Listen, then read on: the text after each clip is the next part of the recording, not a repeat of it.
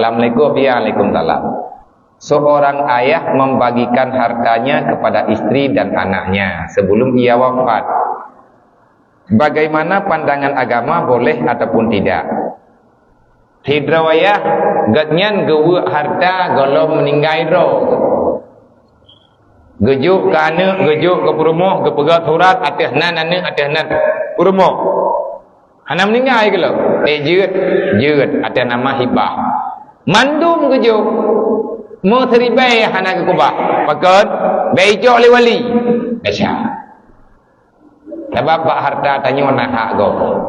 Menghibah semuanya karena menghindar daripada hak wali, maka haram. Ngan pancuri harta wali. Kalau buat ada tu.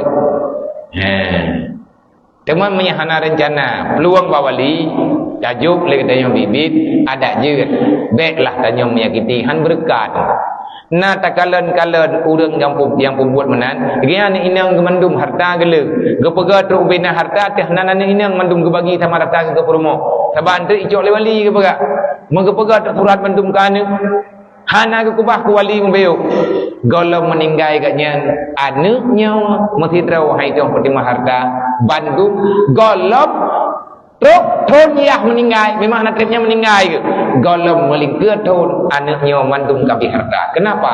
Ada hak orang lain yang dibawa lari. Ana berkat.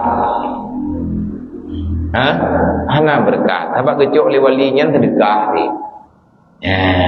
Baiklah menang-menang baik berwakai baik ada kena harta kah naruh wali. Tiga tiap berjih sekian berih bawa wali. Yang